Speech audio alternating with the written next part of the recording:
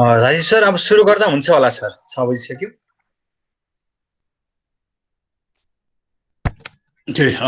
Okay. Thank you, John, for waiting. Good evening, everybody. First of all, let me welcome our CEO and the General Secretary of Rotary International, John Hewko, who is here with us from Evanston.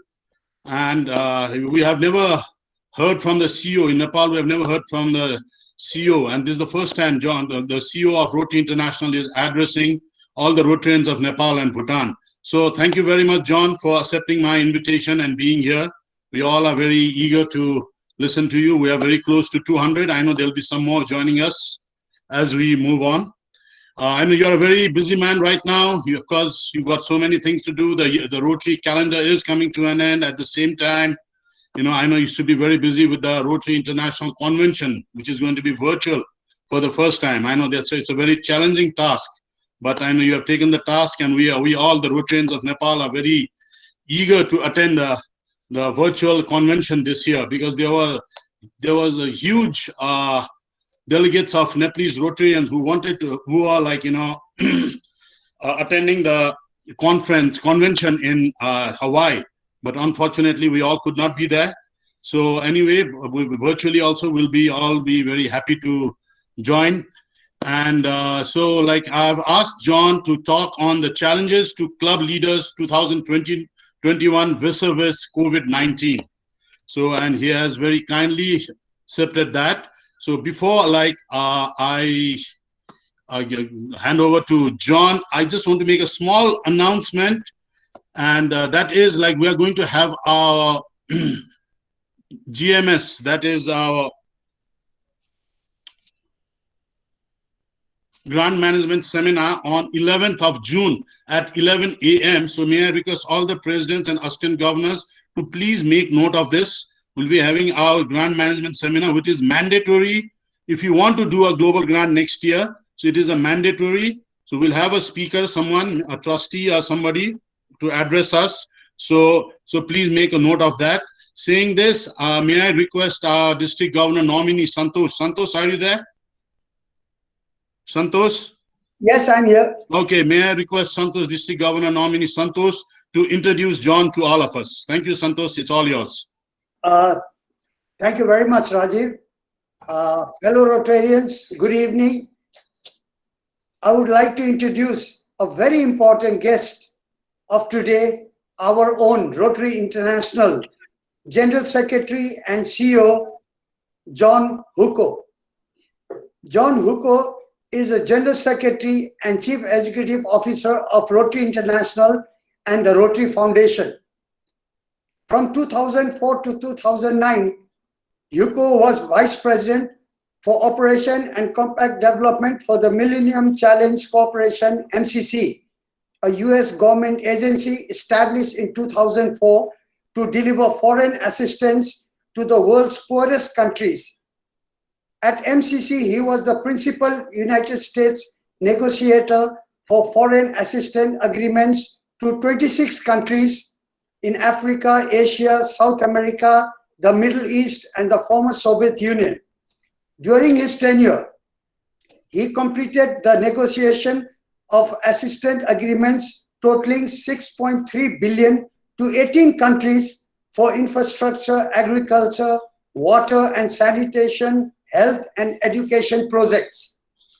Prior to joining MCC, Hewko was an international partner with the law firm Baker and McKenzie, specializing in international corporate transactions in emerging markets. He helped establish the firm's Moscow office and was the managing partner for its office in Kyiv and Prague. While working in Ukraine in the early 1990s, Hewko assisted the working group that prepared the initial draft of the new Ukrainian post-Soviet constitution and was a charter member of the first Rotary Club of Kyiv. Hewko has been a public policy scholar at the Woodrow Wilson International Center for Scholars and adjunct professor of law at Georgetown University, and a visiting scholar at the Carnegie Endowment for International Peace.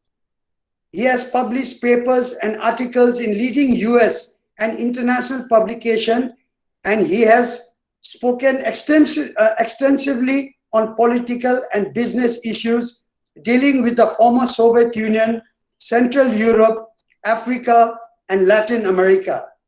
He is also a member of the Council of Foreign Relations.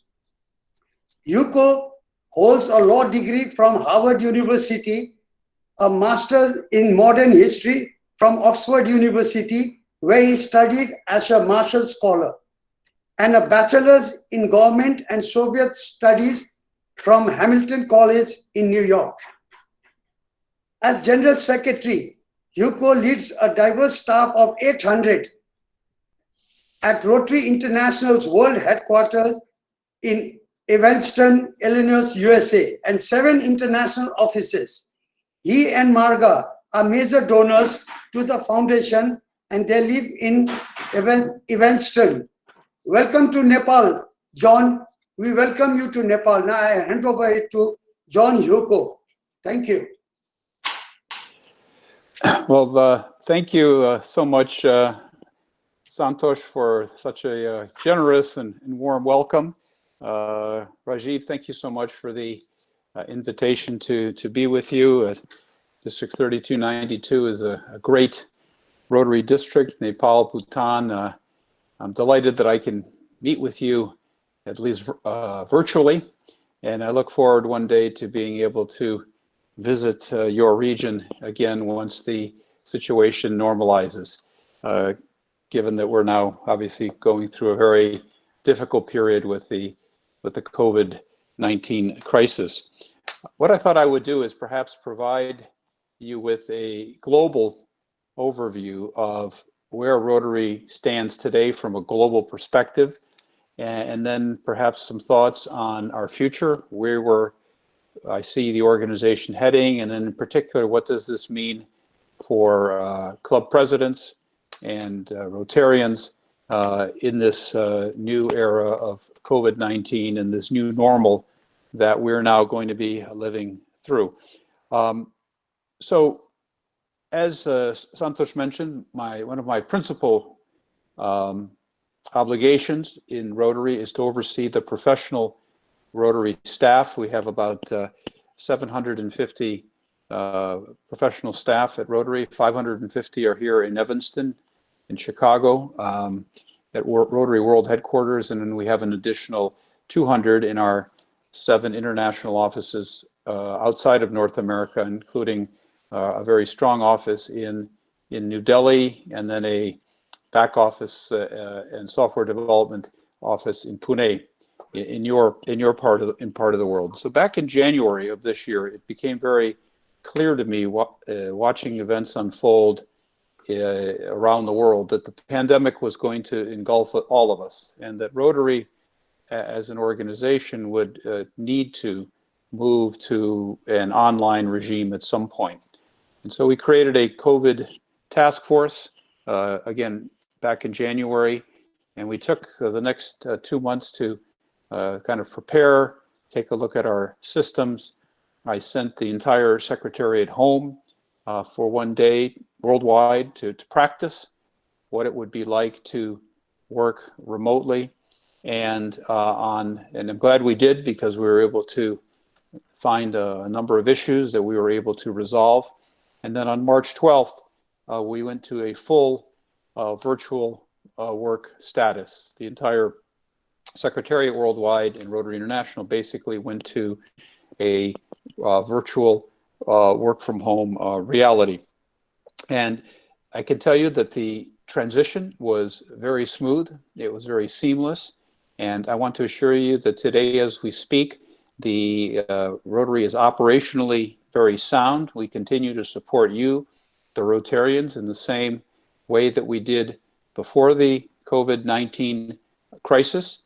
And so I'm very pleased to, again, that we were able to make this transition so seamlessly, and that we continue to support your efforts and your activities going forward. So from an operational perspective, I want to assure you that Rotary on a global international level is operationally very sound.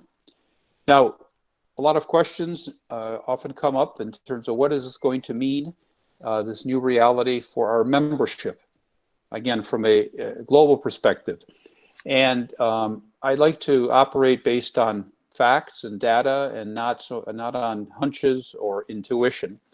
And we're very fortunate to have on staff a PhD statistician.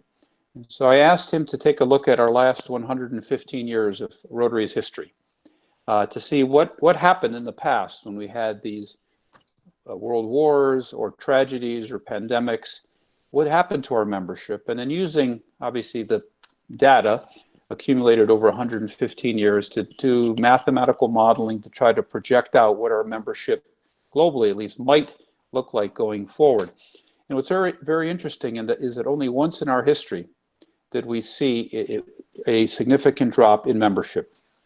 And that was 2 years after the Great Depression in 1929-32 in the United States. And there we saw worldwide membership drop of a little over 5%. In all of the other great tragedies that Rotary has faced, we've seen significantly less membership drop. And in fact, the last big crisis, 2007-2008, membership losses were less than 1%. And so, you know, we've had one year in which our membership fell significantly. And so we have to remember a 1% drop in membership in Rotary globally results in a $4 million United States dollar loss in revenues. So even if we were to experience a 5% drop in membership, which again has only happened once in our history, we have to realize that is a $4 million loss in revenue to the organization worldwide. And Rotary senior leaders through the years have been very prudent in managing our funds. The reserves of Rotary International are very strong, and so we have enough in our reserves to be able to weather a significant drop in membership. Now, do we anticipate having a significant drop? Again, the statistical analysis using 115 years worth of data, we were able to sort of look forward, and with sort of 95% probability, there is actually a chance that membership may increase. And to the extent it were to decrease, it's going to be on the order of 1 or 2%, which would, we have more than adequate reserves to cover that sort of loss. And that's precisely why you have reserves. And similarly, the Rotary Foundation has strong reserves, several years worth of operating expenses. And so we're operationally strong globally as an organization, and we are also financially very, very strong. Now, a lot of questions on what Rotary has done for the COVID-19 crisis and on an international level. And here I'm very pleased to say that very shortly after the crisis, the trustees of the foundation allocated $3 million United States dollars to the COVID Disaster Response Fund.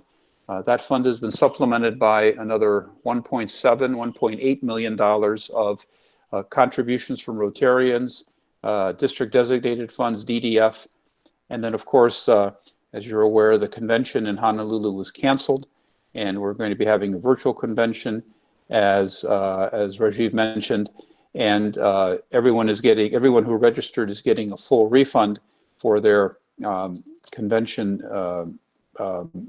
fees, registration fees. However, you do have the opportunity to channel your reimbursement to the COVID Disaster Response Fund. And every district in the world has an opportunity to apply for a grant of up to $25,000 for relief work related to COVID-19. Unfortunately, the demand has been so great that pot of money, that $4.8 million has been exhausted. And so we're continuing to try to replenish that fund with contributions, with DDF, et cetera. So in addition to that, we also have received around $13 million worth of global grant applications that are specifically targeted to COVID-19 related activities.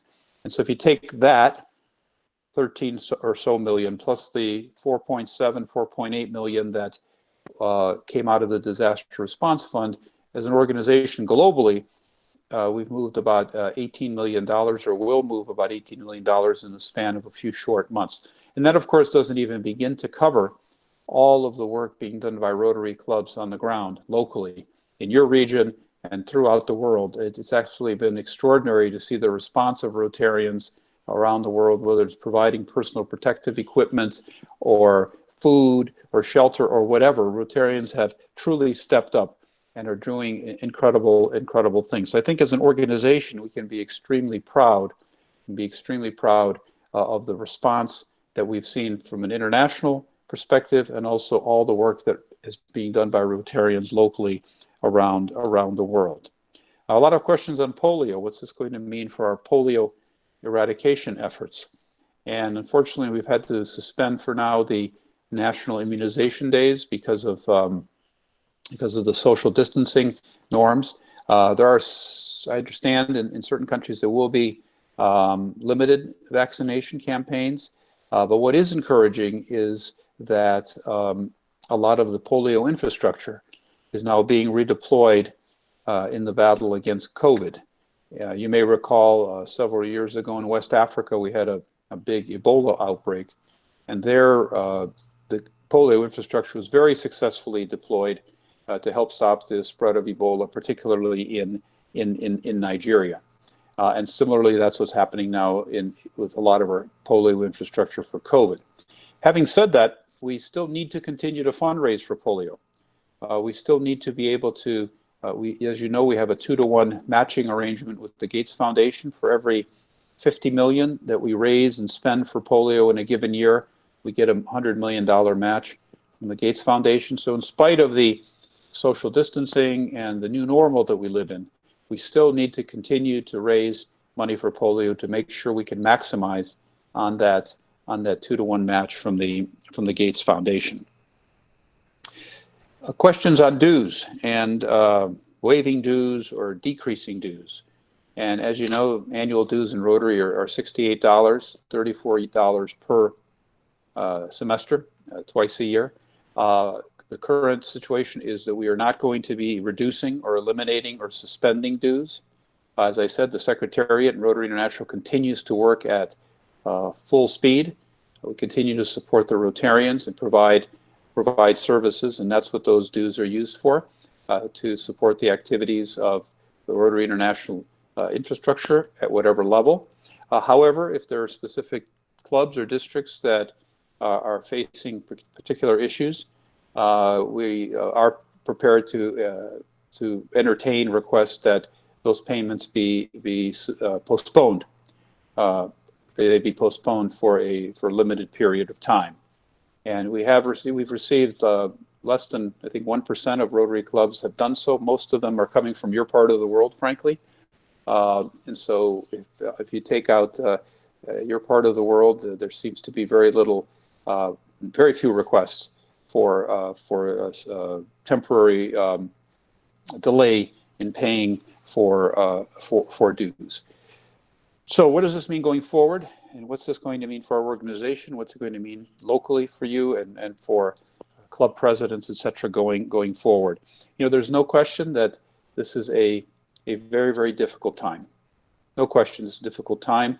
And it's even more difficult now given the events that are transpiring, certainly here in the United States. But despite the difficulties, I think in a crisis, there at times can be in that wall of dark clouds a few white clouds and the silver lining. And I think for Rotary, there are some silver linings in this new reality. You know, we've been trying for many years now to promote the concept of club flexibility, the use of technology, to think about operating in a new and different way. And this COVID crisis has forced the entire Rotary world to move to a new normal, to a new reality. They need to embrace technology and that. And we're seeing that it's been very well, and I've been very pleased and impressed as to how quickly and seamlessly Rotarians have moved to working in this new online format. And paradoxically, in some ways, we're more connected now than than ever. We have 181 people I see on this call. A few weeks ago, I spoke to and I do many of these speeches around the world. 1,700 Rotarians from Brazil participated, and then shortly thereafter, I did a call with Rotarians in Turkey, and Middle East, 300, 400 people participating. So in some ways, we have become more connected than ever. So what this does is give us an opportunity to pivot and to try new things and to experiment. And in some ways, we are selling a product to the marketplace, not soap, not bleach, but the Rotary experience, the experience of being Rotarian, of joining a club. And you pay for that club experience with your time and your money. And in some parts of the world, and this is fortunately not so much your part of the world, but in other parts of the world, we are seeing some membership declines. And in other parts, we're seeing membership increase, particularly in your part of the world. So from a global perspective, in those parts where our traditional model works, carry on, it works. No need to really change. However, if membership is falling and you're struggling with members, I think it's time for that club or that district to kind of reevaluate the product that you're offering to the marketplace. It's time to reevaluate that product and offer a more differentiated product line that perhaps is more appealing to the marketplace that we're trying to attract, or particularly the demographic that we're trying to attract. So we may actually see membership increase with these new online formats.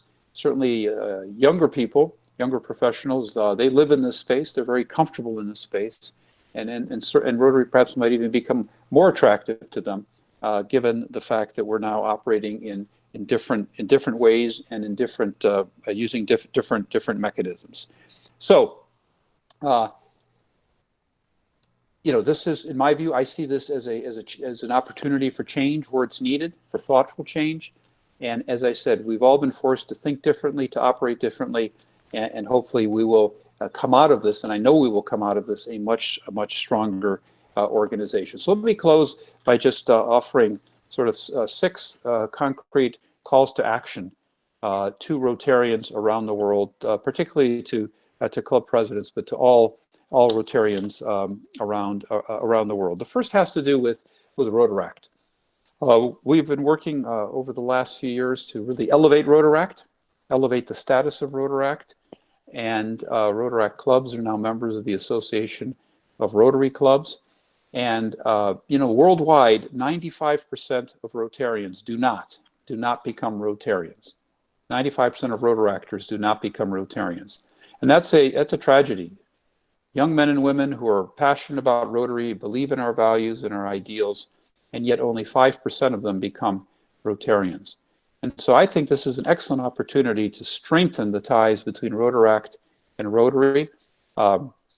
They live in this space, they're very comfortable in this space, and I think as we, as an organization, work through what we're going to look like in this new era, I think Rotaractors can give us a great deal. They can contribute a great deal in creativity, in technological know-how, how to whatever. I think this is an excellent opportunity to strengthen our ties with Rotaract. And so my first call to action is to really, let's focus on our Rotaractors and see how we can bring Rotaract and Rotary closer together, and then facilitate that glide path from Rotaract to Rotary. 2, many of our projects that we do require us to get together physically. That's, getting together to do something. Well, that's going to become more difficult, at least in the short and medium term. And so we need to become very creative, and we need to unleash the creativity of 1.2 million Rotarians to really think about how are we now going to do our projects in light of this new reality. And I suspect if we were to do that, I think we would come up with some very creative solutions that could then be replicated in other parts of the world. 3, a corollary to this, fundraising. Many of our fundraising activities are about getting together to raise money. Walkathons, bicycle rides, the dinners, events, conferences. Well, those are going to become more difficult now in this new age of social distancing, etc. So we have to be very, very creative about how we're going to be raising funds virtually. I was just meeting with the Ukrainian Rotarians a while ago. And one of the clubs there raised a great deal of money hosting a virtual beer fest. People were buying and selling virtual beers. I think at the end of the day, somebody was delivered a case of beer to their home, but they raised a lot of money. It was a very successful event that worked in their country, in their culture. What will work in your area is really for you to think about. And so let's be very creative. Let's particularly maybe even engage the Rotaractors. And how can we successfully raise money in this new virtual era? 4, the member retention. We need to come out of this crisis as strong as we were going into it. And that means at a minimum ensuring that we retain our current membership. And our statistics worldwide, as we look at this, shows that the longer one is a Rotarian, the less likely it is that one will leave Rotary. And that to the extent people leave Rotary, it tends to be in that second or third year of membership. And so as we think about member retention, it's important to engage all of our members, but particularly those who are newer to Rotary, because they tend to be those who, statistically at least, tend to, if they leave the organization, it tends to be that group of Rotarians, those that are newer members. So let's focus on all of our members, keeping them engaged, but particularly those who are newer to Rotary. 5, we talk about increased connectivity.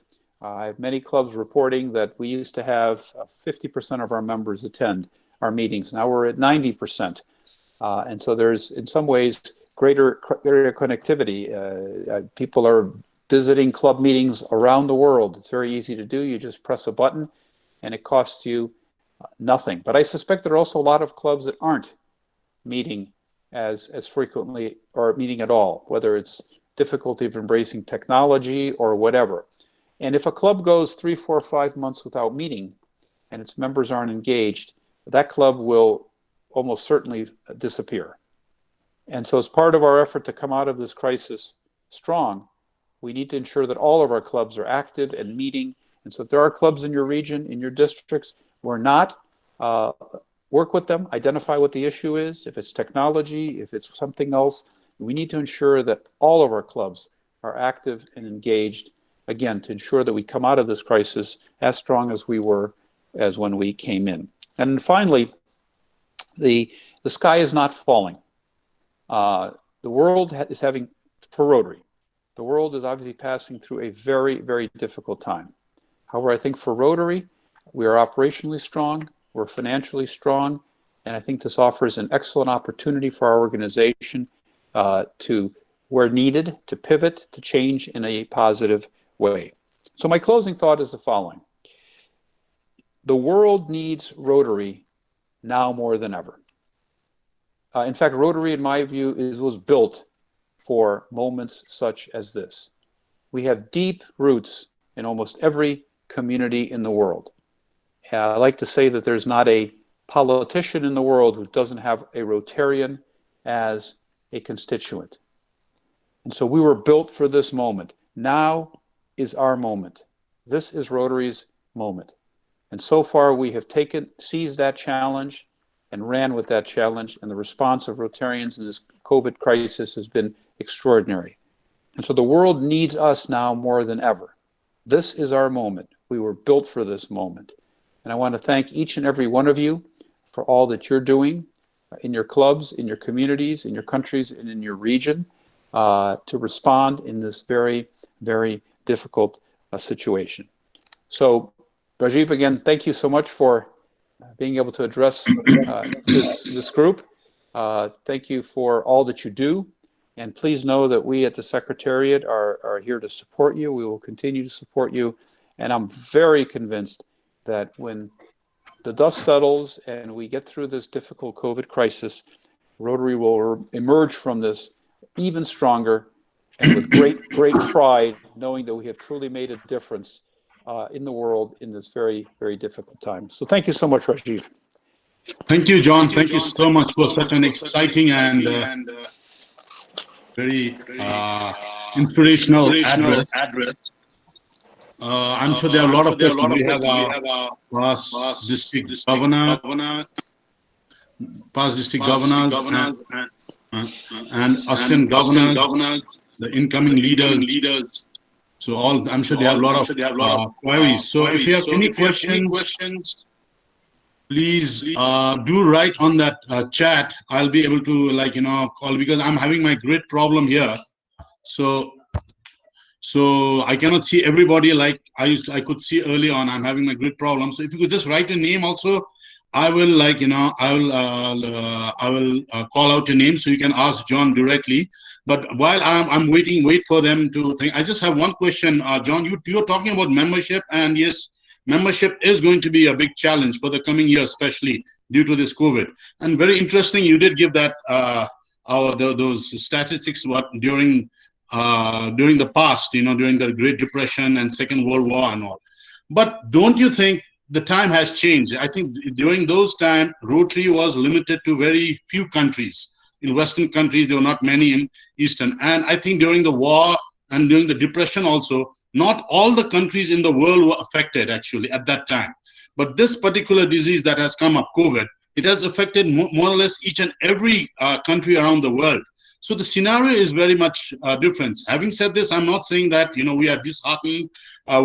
District 3292 is not going to try because to increase the members. I certainly have quite a large target for goal to to add to the Rotary goal to add members to the Rotary family.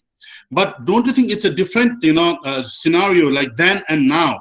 Because there are more Rotaries all around the world in more countries now than it was there. And the effect also during the Second World War was much less in all the countries. It was concentrated only mostly in Europe, in America, and few parts of, not even in America actually. America got into very late. Only the Depression part was in America. So don't you think it's a different story then and now?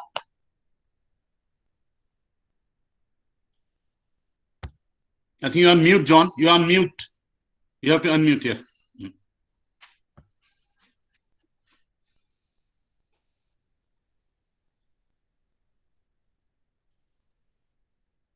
You're still on mute. John, you're still on mute. Okay, yeah, no.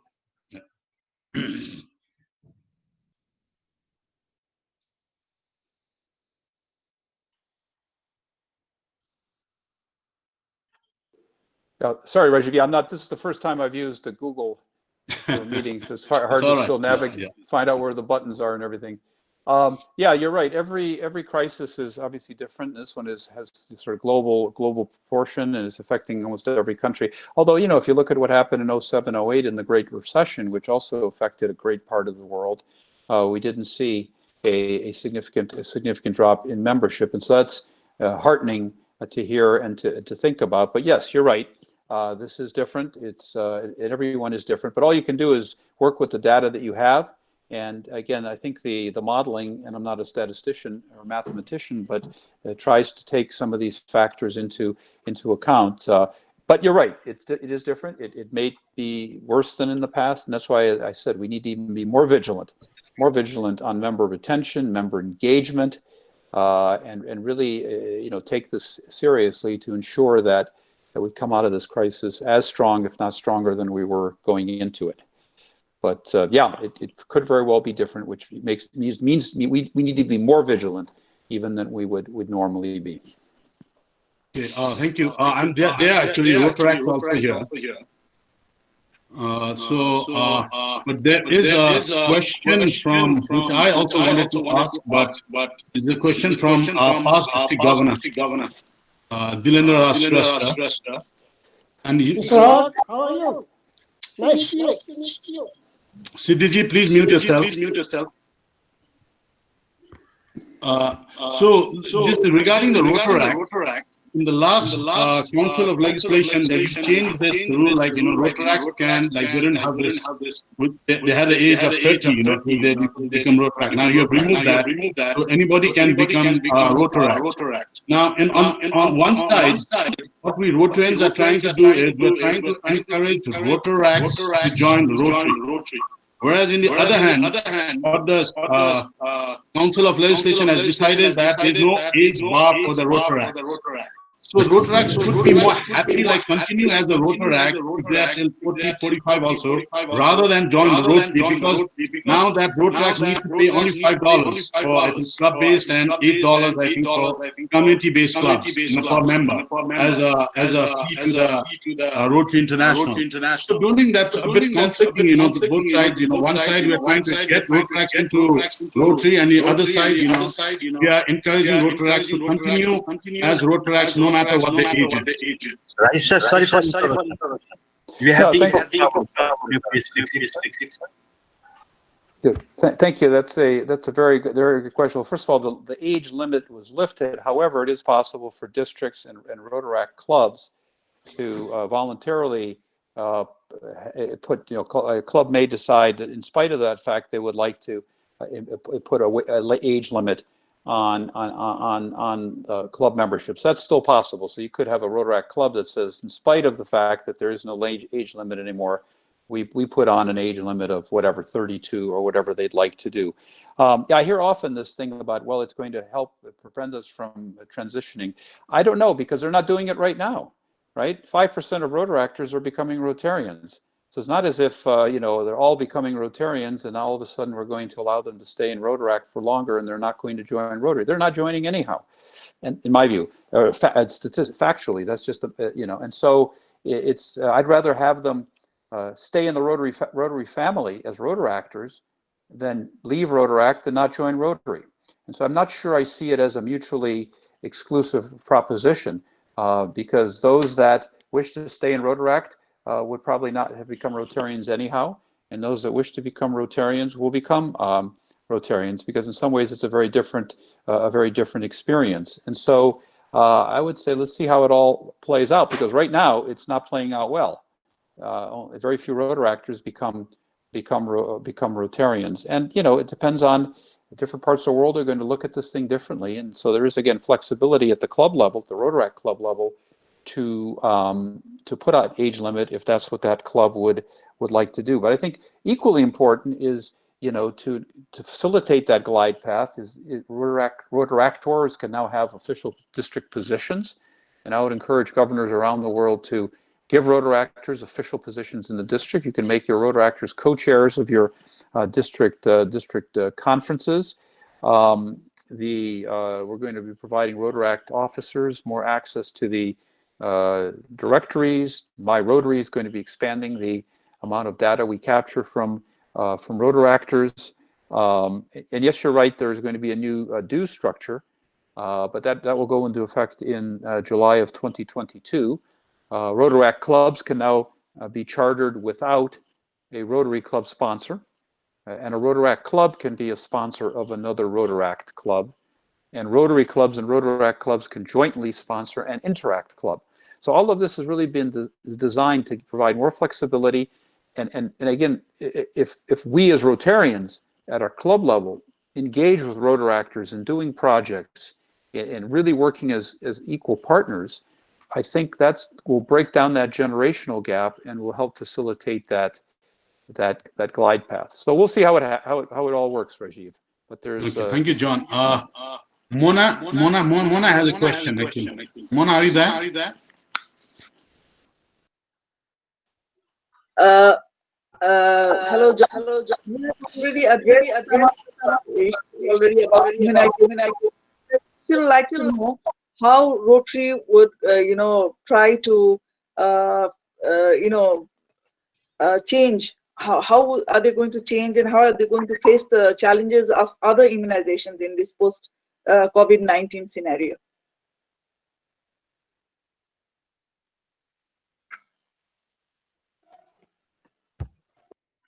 John, you're again on mute.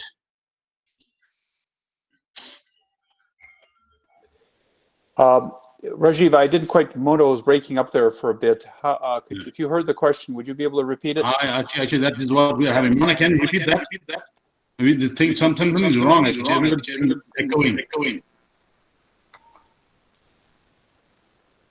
Mona, can you repeat that?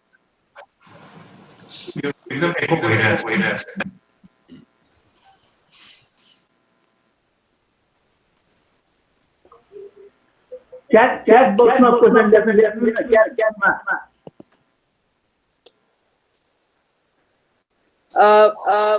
Can you hear me now? I just wanted to. I'm getting a lot of echo. What national planning about the immunization of COVID-19? Rajiv, I couldn't hear, unfortunately.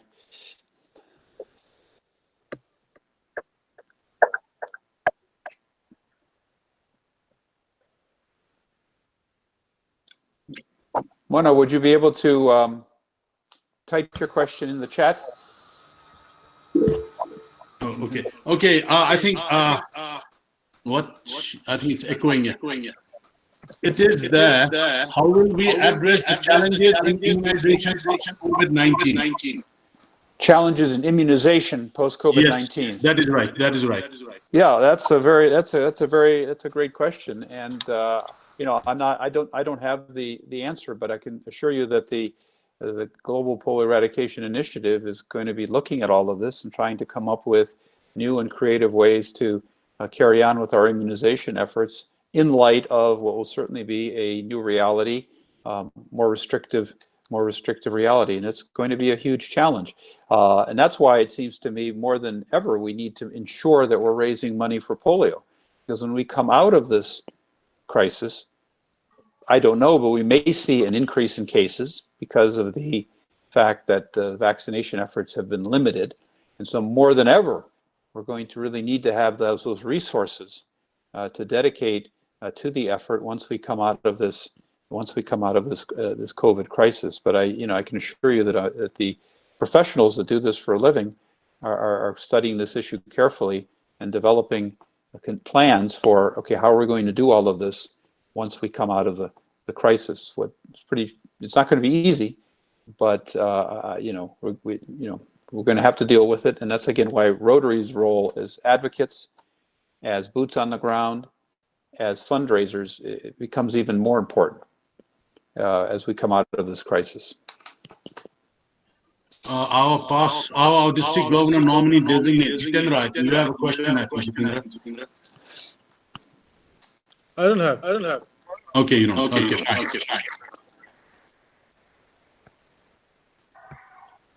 Okay, Sushil Ridal. You talked about flexibility. Rotary has done a lot of flexibility. What other measures is Rotary going to take due to this COVID crisis? Sushil, I think we're having some technical problem here. Maybe John, you can look at the chat here. There's a lot of questions there written, and maybe you can read that and answer that.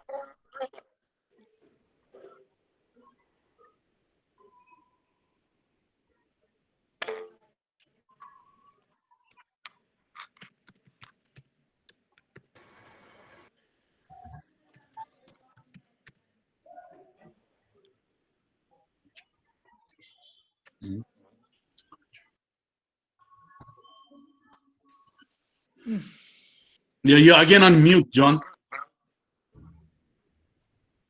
Yeah, it seems to go to mute automatically for some reason, but again, we've all now learned. Okay, there is a question from Sushil, and he's asking, you talked about flexibility.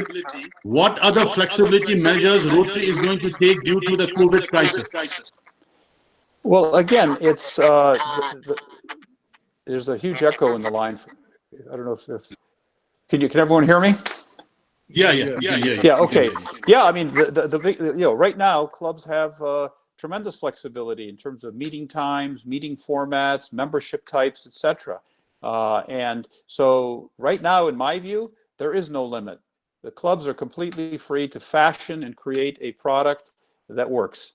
And so, in some ways I say, there is no Rotary police. What's important in this time is what works.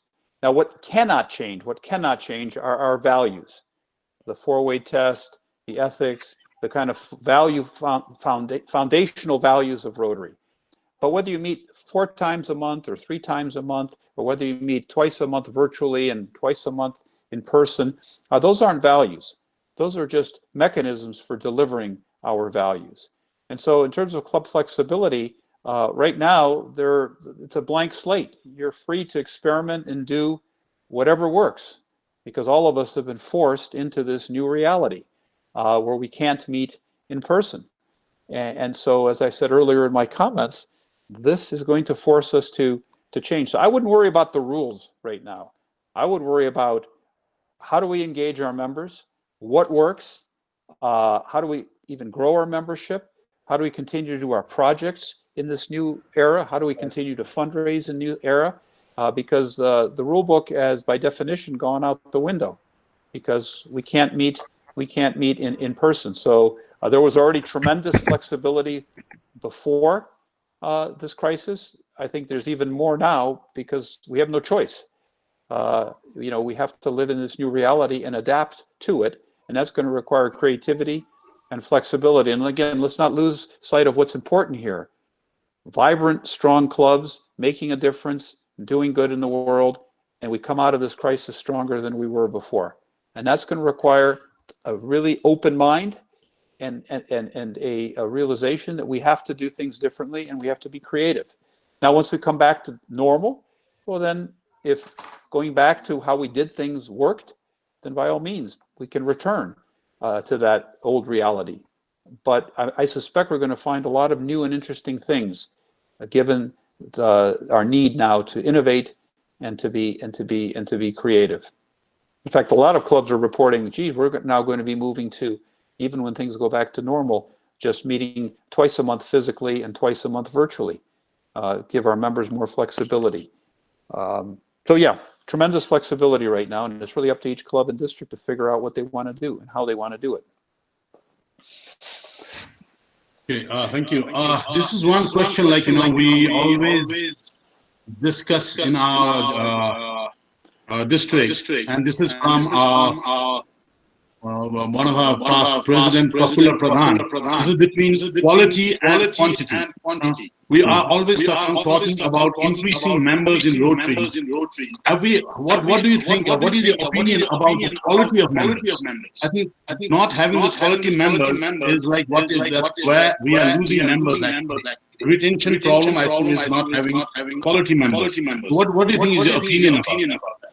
Well, you're right. You're right. Ideally, you want to increase membership, quality membership, right? That's the goal here. Not just to increase membership for the sake of increasing membership, but to increase it with quality. And by quality, we mean people who are dedicated to Rotary, believe in the values, want to become active participants in Rotary and in our great work, and that add value and camaraderie and fellowship to the club. So that's my definition, certainly, of quality.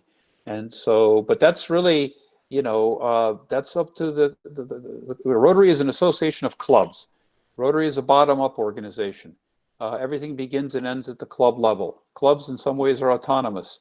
And so it's really, if one wants to increase quality membership, well, it's incumbent on the clubs under the leadership of the governor and the leadership in that district to recruit and find quality members. So yes, growing for growing's sake is not good. Bringing people in just to bring people in is not what we're talking about. It's bringing in people who will be good, passionate, active Rotarians. And that's incumbent on each club and each district to do. We can't, from Evanston, bring members into clubs in Nepal and Bhutan. That's something that, by definition, of course, has to happen on the ground. So it's really in your hands, frankly, to address that issue in terms of the types of members you're inviting and the types of members you're cultivating. That is true. Like we always talk about, tell the members here before inducting the new members, please make sure what sort of members are there, and please give them all the orientation that they need before joining, so that they are sure what Rotary is, and when they join, they get what they have expected. That is how quality members can be identified and and I invited to the club. You did talk about with Rotorax joining Rotary. I think you were talking about 5% of Rotorax joining Rotary as of now. Our past district governor Sunday wants to know what is the percentage of interactors joining Rotorax. Do you have that figure with you? I don't.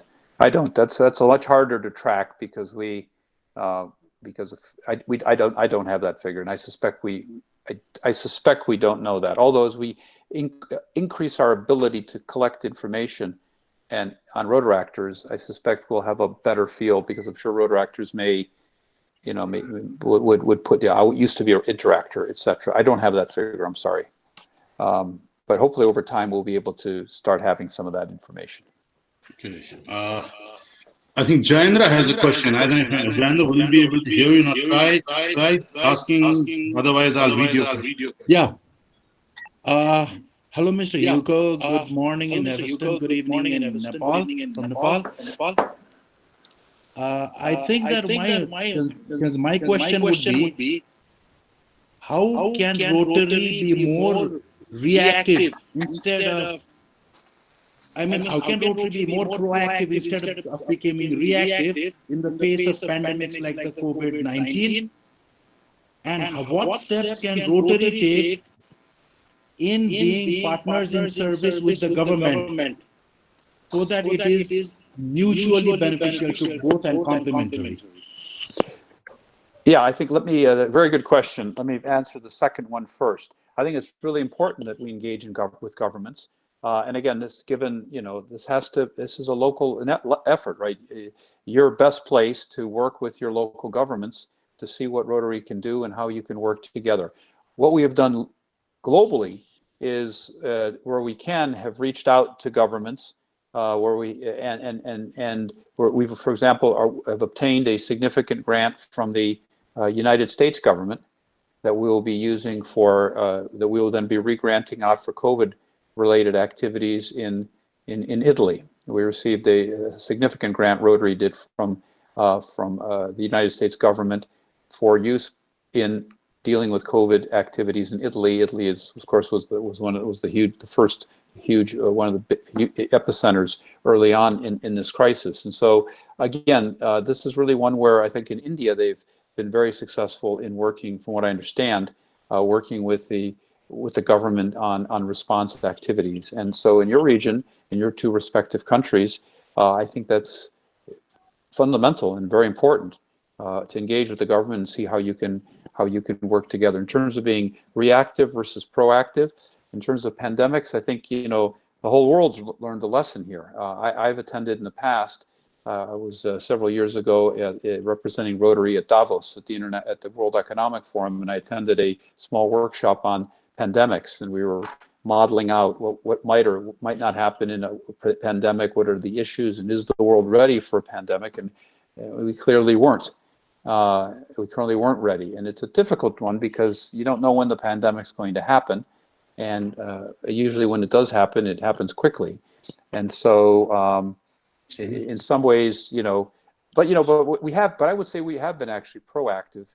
If you look at all the activities and work that we're doing in general, our work in 6 areas of focus: water and sanitation, literacy, whatever. We've been working for decades in trying to improve people's lives, improve infrastructure, and all of that plays a role when pandemics happen. All that plays a role when pandemics happen. We have a very strong relationship with Shelterbox, which is, of course, an organization that provides people with shelter when you have disasters. And Shelterbox is now very active in light of COVID. So I think through our work, we've done what we can to make the world a better place, which of course makes it more resilient to react to pandemics. But it's a challenge not only that we face, but the world faces. But our reaction to date, although maybe reactive, has been extraordinary. I think we need to be very proud of that as an organization.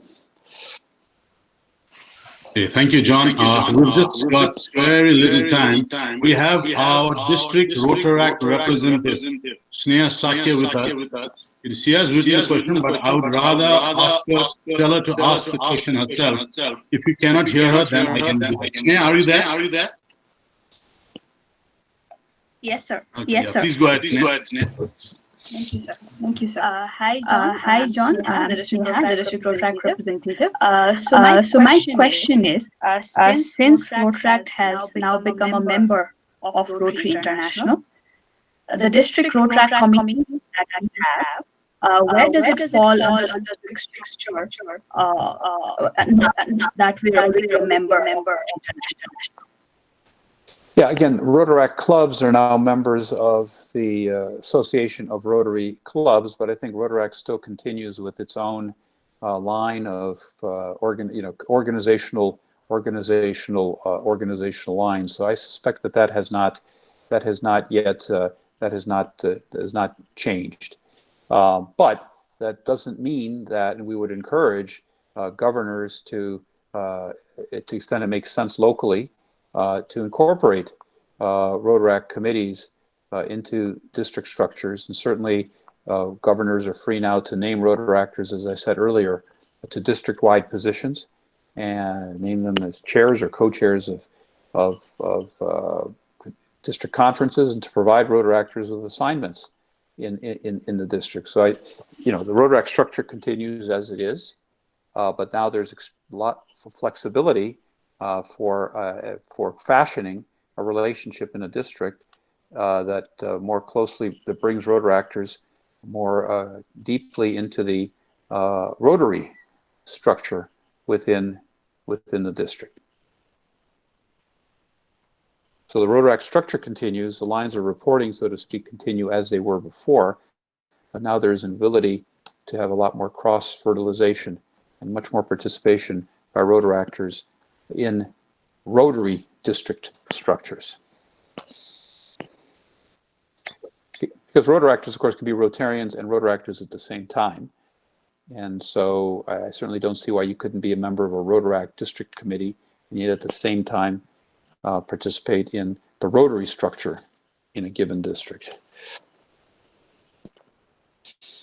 There's a lot of talk about polio being lagged behind because of COVID-19. How do you address that? You also asked from IP Dhakal, president. Like, everybody is asking about that.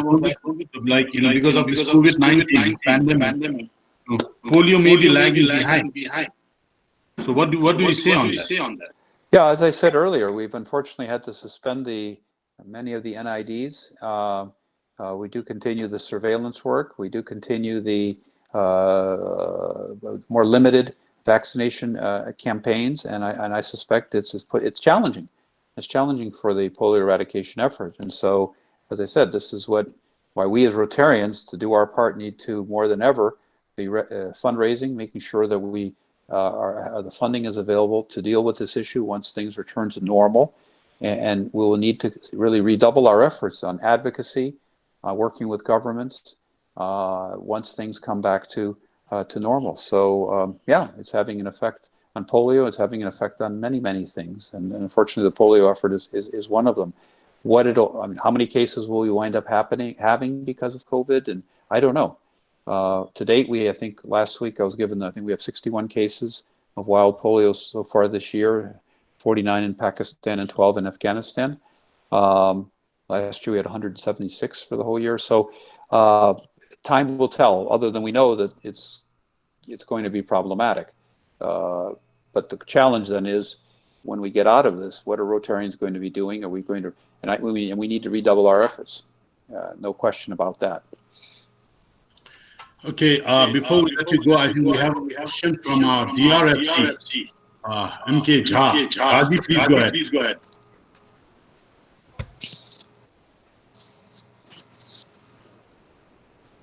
Raji, are you there? I can see you.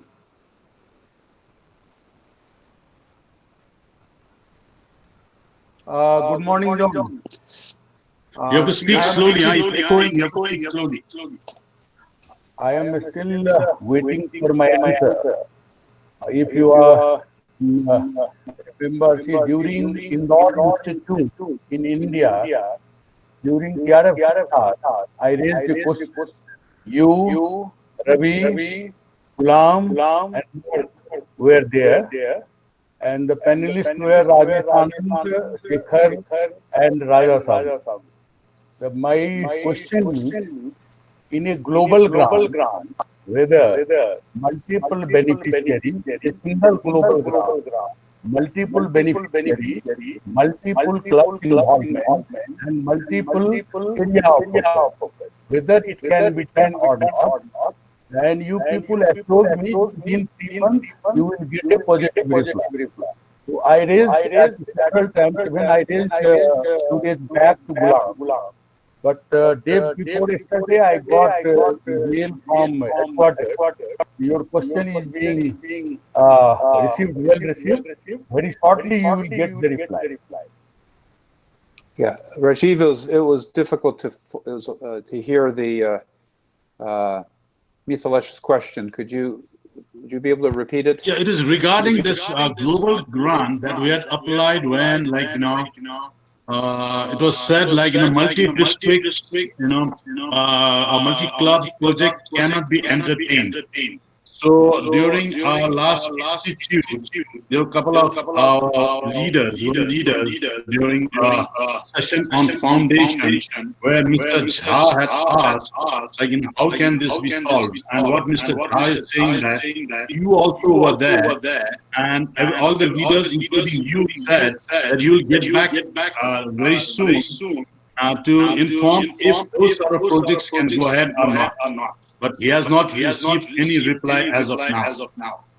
Yeah, I don't know the specifics of that grant, but if you send me an email, john.hewko@rotary.org, I can forward it on to the grant officers and see what's happening with that specific grant. But as a philosophical matter, we are encouraging districts to come together and do multi-club grants and multi-district grants. The whole point of the new grant model, Future Vision, the 6 areas of focus, is to encourage clubs and districts to do larger, more scalable, more impactful projects.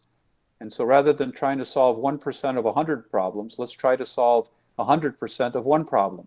And so for me, an ideal global grant is 10 clubs get together and say, rather than each of us doing our own little thing, let's band together and put together a solid, bigger global grant where it has more impact, more sustainability, or districts getting together to doing grants together. So conceptually, we're actually encouraging clubs and districts to get together to do larger, more scalable, more impactful grants. What happened specifically with this one, I don't know.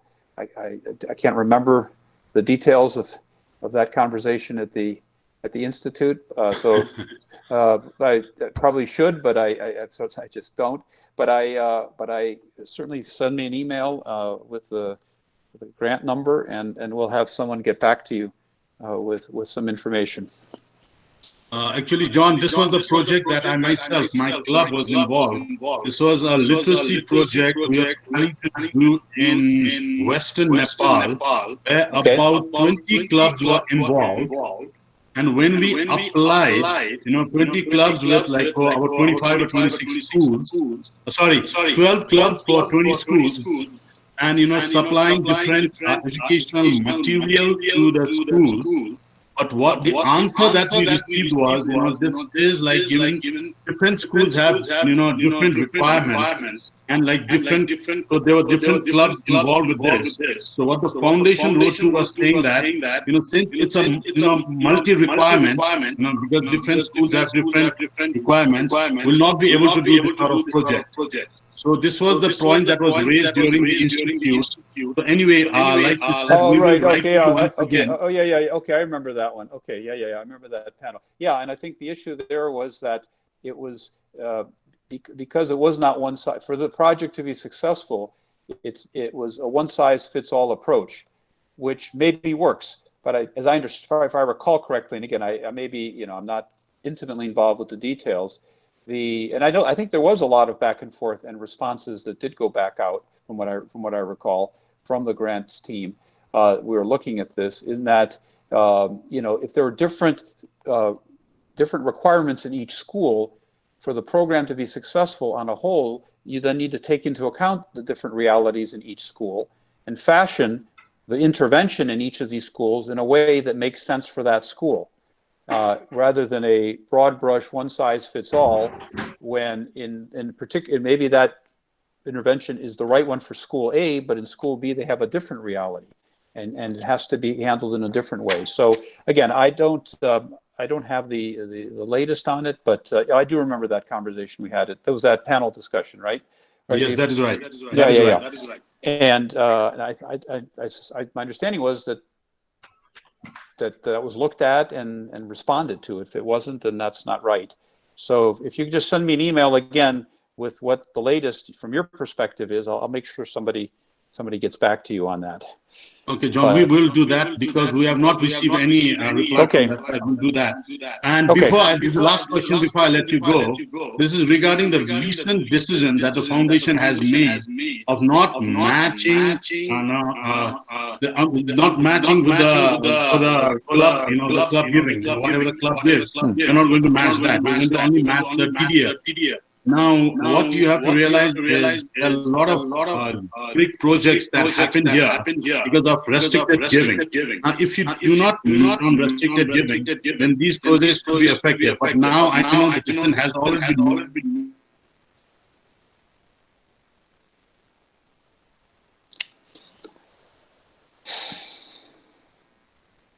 Would go up because people would be more interested in contributing to the projects in their backyard rather than giving anywhere else. If they were becoming a mainstream, a certain amount of money is to go, certain amount of money is to go for the annual giving. But now the annual giving also by contributing to the restricted. But now that rule has changed, will be changing from 2021. There's certain projects will be affected here. So how do you? Well, again, this the driver of that change. First of all, that goes into effect for global grants that are submitted next year. If you submitted your grant this year, Yes. you're still grandfathered into the old system. The issue is quite simple. We Yes, just that's have right. we have a finite amount of money, and we've seen a huge spike in demand on the World Fund and in the global grant area, and that's a good problem to have. But there's more demand than money, and so we had the trustees looked at a whole series of options and how to address the issue, and that was a lot of thought went into it, and this was the option that was chosen as a way of alleviating the pressure we have on the World Fund and dealing with the reality of having more demand than supply. And so that's where we're at now. And also we've run out, not all the global grants were submitted this year. We ran out of money because again of this deluge that happened because of COVID, et cetera. But if your grant went in this year and you didn't get funding, you will then be dealt with first on July 1st when the new pot of money becomes available. But we've got more demand than supply, and we have to deal with it. It's the reality. We have a finite pot of money, and we have to find a equitable way of dealing with that situation. So it was not an easy decision. It was made very reluctantly for the various reasons you just outlined, Rashiv. But that's the reality that we're in, and hopefully it'll. Is this only for 2021, or will it continue? No, we'll see what the situation is like going forward. Right now, it's for just for next year. Well, this is an ongoing monitoring situation, depending on how the financial situation evolves. Okay, John, I know we have many questions here, but we'll run out of time, and I know you are a very busy man. You need to attend office, I know, because it's early morning there. So we really appreciate for taking care of all those questions that were asked. And we wish you all the best with the RI convention, the virtual RI convention, and we all in Nepal are also very excited to join the virtual RI convention. And we wish you all the best. And let me tell you, your South Asia office also is very, very cooperative. All the staff there have been very, very helpful to us. Whatever the queries we send, they have been addressed immediately. So all the people there also have done very well. And I tell you, all the staff, even in Evanson, when we send for the foundation, any questions regarding foundation,